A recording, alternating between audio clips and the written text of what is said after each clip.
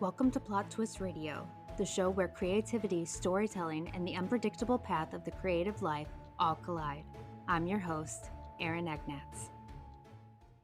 What happens when a federal judge trades legal briefs for fiction and returns to the memories that shaped him? Today's guest is Thomas Cullen, a judge, writer, and author of Charlie Man, a coming-of-age novel set in Richmond, Virginia during the early 1990s. Through the eyes of Charlie Stewart, Cullen explores friendship, first love, family struggles, betrayal, and the pressure of finding your place in the world during one of life's most formative seasons. In this episode, we discuss how his own experiences inspired the story, why Richmond became a character in its own right, the challenges of transitioning from legal writing to fiction, and the universal themes that connect teenagers of every generation. We also dive into 90s nostalgia, the freedom of growing up before smartphones, and the power of vulnerability when facing life's toughest moments. So settle in as we step back to 1994 and explore the story behind Charlie Man with author Thomas Cullen. Hello and welcome to the show. Thank you, Aaron. It's a pleasure to be here. Great to have you. Before we get going, can you tell the audience a little bit about yourself? Sure. I guess I'm better known as a lawyer now, judge, but I recently wrote my first novel, a coming of age story about a young man growing up in a unique time, the early to mid 1990s, in a unique place, Richmond, Virginia. And writing has always been a first love of mine, and it's a pleasure to have an opportunity to talk about something other than being a lawyer in the law. I can imagine. I can imagine for sure. So the 90s, I miss the 90s. Why did you pick the 90s? I guess we'll start there and then kind of go from there. Sure. So it was, I guess, the story I had to tell, right? My formative years growing up occurred in the early to mid 1990s. So my experiences at that time in that particular place left an indelible mark on my brain, and I think for primarily that reason, that was the impetus for writing the book and setting it at that particular time in that particular place. So you kind of touched on this just a moment ago, but was writing fiction always something you wanted to do even while building your legal career? The short answer is no. I always loved writing. I started writing in high school. I wrote for my college paper. When I became a lawyer, I regularly wrote essays and op-eds on a variety of topics. Later in my career, when I became a judge, I could no longer write those sorts of pieces expressing opinions because of ethical considerations. So I needed a new outlet and a new genre, and I'd written a couple of pieces on benign topics like going to a boys' all summer camp and the joys of fly fishing with my golden retriever. And that was kind of the segue for, all right, take the ultimate step and try to write a novel. Gotcha. So it is set in 1994, correct? Right. So what can you tell us about the story that doesn't involve spoilers? Sure. So, I mean, it's a coming of age story. The protagonist is a young man named Charlie Stewart. He's entering his senior year at a relatively prestigious all boys prep school. At that point in Charlie's life, he's dealing with a lot of things that I believe teenagers today still deal with. We dealt with, and prior generations dealt with. The fraught friendships, first love, dealing with some depression and anxiety, having a mom who's struggling with certain things and being supportive to her, and then participating in the arms race that is the college admissions process. Yes, that is quite that's a good way of putting it, arms race. Are you in Charlie at all? Like, when I write, a lot of my characters have bits and pieces of me in there, but, not completely. Yeah, so Charlie is far cooler than I was. He's more empathetic um, than I was. Although it's often said first novels are at least partially autobiographical, and I think that's true to a certain extent. Um, of all the characters in the book, I probably identify the most with Charlie for a variety of reasons. Um, I'd be lying if I said there's no part of me that's reflected in Charlie. But Charlie is a better person than I ever was at age 18. Mm, Gotcha. So Charlie deals with quite a bit, from grief to identity to betrayal. Which theme felt more difficult to write? Um, Probably the betrayal, having a who you consider your closest friend, in life, do something to you that strikes you at the core. It is I think it's something that we've all dealt with in one form or another. Maybe not the ultimate betrayal, but I think that's something we can relate to in terms of disloyalty and someone you trust doing something that really causes you to question the entire relationship and whether you invested in a person for the wrong reason. Yes. And so you said your setting is in Richmond, and I was reading through the book, and it's very, very well done, by the way. Very Thank well you. done. But Richmond, it almost feels like another character the way you describe it. How important was that setting to the story for you? Yeah, the setting is critical. So Richmond is an old southern city. In a lot of ways, it resembles Charleston, South Carolina. It's been around longer than our country. Um, it at that time it's changed a lot since I grew up there and last lived there. But I, had the fortune or misfortune of growing up in a relatively established, privileged part of Richmond. The old stately homes, going to a prep school, spending time in the James River and on the banks of the James River with my friends at a time when we didn't have cell phones and social media and the like, and we were forced just to be outside and entertain ourselves. So Richmond, it was an important part of my life story, and I always knew that if I was gonna write something, it would be based, in the city of my birth where I spent my formative years. And I love Richmond. I haven't been there in a few years, but I have family that lives in Virginia, and we would always stop by Richmond because, I'm a historian. So I love to explore history. I live up in Indiana. We don't have a lot of Americana history like you guys do in Virginia, but I immediately felt that connection to Richmond as I was reading it. It was very well done. Well, thank you. It's a special place to me, and I know a lot of other folks share that sentiment. Yes, absolutely. So, athletics, they play a huge role in Charlie's identity. Were sports that central in your own teenage years? Sure. So I think a common occurrence experience that young men have, particularly at that time, going to schools like that, or the importance of sports, right, as a reflection of manhood. I was never a great athlete. Charlie was a better football player than I was, and he was a mediocre football player. I was a runner. I was a decent runner.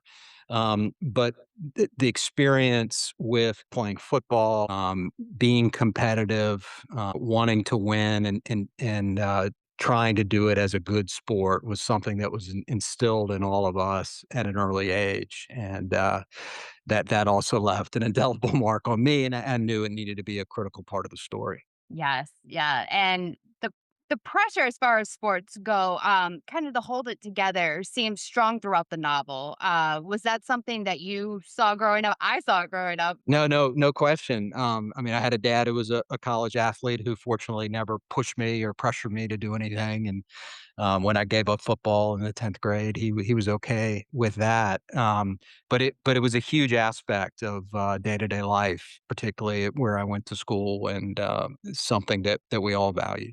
Yes. So let's talk about kind of your transition from law to fiction. You've had obviously an incredibly serious and high pressure legal career. What was it like switching from legal writing to creative writing? Sure, it was a joy. One of the things about lawyers, and most folks don't know this, but lawyers write a lot as part of your day-to-day job.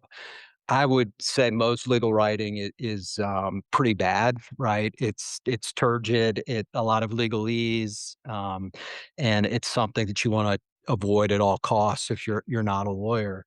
I learned early on, I had great mentors, teachers starting in high school, college, and then judges that I worked for who instilled in me the importance of establishing narrative, writing short declarative sentences, telling a story, making a dry legal case kind of interesting, as interesting as you can. So I had that grounding, but this was a totally different animal for me. One of the greatest challenges for me going in that I was most apprehensive about, that I ended up finding the most enjoyable part of the process, was writing dialogue. Going in, I didn't know if I could pull that off, and as I got into it, I realized that I could, and that it was so much fun just putting myself in a conversation that would have occurred 30, 35 years ago with a friend, and try to, in an authentic voice, figure out how you would respond to various scenarios in a smart ass 18-year-old way. So I really enjoyed that part of it. That is fun. Yeah, I agree with you there. I'm a big dialogue person to the point where my editor's like, "Show, not tell, please." Right. But it's That's the fun. challenge. Yeah, it is Yes. fun. Yeah. So did fiction feel kind of freeing compared to the structure of the law? It did. So I did most of my writing early in the morning before the workday started, before we had to get into court and do other things. And on the good days when things were flowing, it was really hard to stop and leave the characters and the story, and then go about my day to day job. And I found as I went and ultimately finished the first draft of the manuscript, I was really sad. I missed the characters. I was so invested in their lives and in the story that it was hard to walk away from it when it was all said and done. Yes, I can imagine. Were you nervous about people seeing a more personal side of you through this novel? I was apprehensive. I mean, my wife was my primary editor initially, and she was real honest. She was, first, some people may not like it, right? And can you handle criticism? And I, as you said, I've had a relatively high profile job, and we get criticized, and I thought I could handle that. And I kept a close hold on the project for a really long time, almost a year. And then once I had a publisher and we were getting ready to launch, I started telling my extended family. I had three siblings, my parents, some friends from growing up, just to give them a heads up that this was coming. And I think they were initially shocked and apprehensive, but fortunately they liked it, really enjoyed it, and have been supportive throughout the process. Yes. Well, that's great. It's great to have that support system because, putting yourself out there is hard, It's especially with very a hard. novel. Yes, Yes. absolutely. So, what kind of conversations do you hope this book starts between maybe parents and teenagers? We'll start there. Sure. So we all know, I mean, being a teenager's incredibly difficult. One of the things that I hope the book does, it instills a sense of hope, it particularly in young people, that you're going to go through very difficult experiences in life, even when you're a teenager. And one of the things Charlie does that I'm most proud of is he's willing to be vulnerable. He's willing to kind of admit that this is going on in his life and confide in other people. Whether it's a trusted teacher, a beloved track coach, his mom, who he has a really special relationship with. He doesn't bear this and suffer alone, and he's willing to draw on that support network, and just a healthy realization that this is normal and it's okay to feel like this, and don't do this on your own. So, these are some just like fun, lighter questions, not Sure. all serious. What music would you have on Charlie's soundtrack? Yeah, so, it's kind of an eclectic mix. You definitely have '90s grunge, so Pearl Jam, the Smashing Pumpkins, Radiohead, but you'd have some older stuff mixed in, The Who, Led Zeppelin, maybe a little bit of the Eagles, and probably Dave Matthews, because Dave Matthews really hit it big right around my junior year of high school. And he grew up his formative right before he came big was in Charlottesville and playing in clubs in Richmond. And when I was in high school, we snuck in and got to hear him play, and that was really cool. Yes, Dave puts on a show. I've only seen him once, but he puts on a show. Spectacular. Yes. If Charlie were in a movie, who would be cast as Charlie? Gosh, so because I'm older, right? All the actors that I came up with, that's who I see playing Charlie, but they're now like 50 something. Yeah, Leonardo DiCaprio, I think, would be a good Charlie.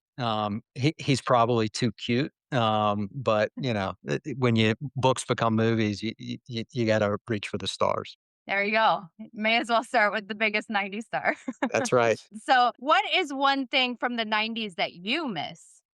Gosh, I miss not being attached to a cell phone, right?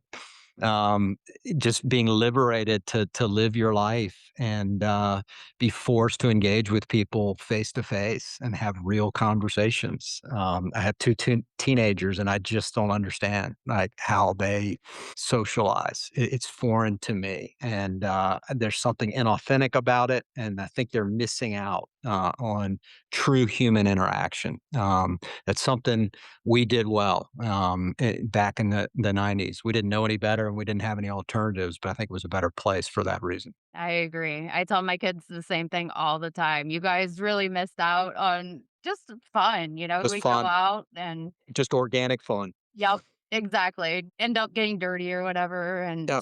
just stupid things, but they were fun. So, what is up next for you? Will you be writing another book? So I really enjoyed this. I don't have anything in the works now. I have, as you do, a busy day job. If I can find the time to write something else, I probably will because it was so fulfilling, as fulfilling as anything I've done professionally. So I don't know when it'll be, but at some point I'll reengage and we'll come up with something else. Awesome. So, where can the listeners find you? So judges don't do a lot of social media. I don't have a website and those sorts of things. But there's a lot about me out there. If you just Google me, I'm not ultimately hard to find. You can find my chambers in Roanoke, Virginia, and if you're interested, send me an email or call. I have a publicist, and all that's out there too. So I love to hear from people, particularly folks who have enjoyed the book and have been touched by it. That means the world to me.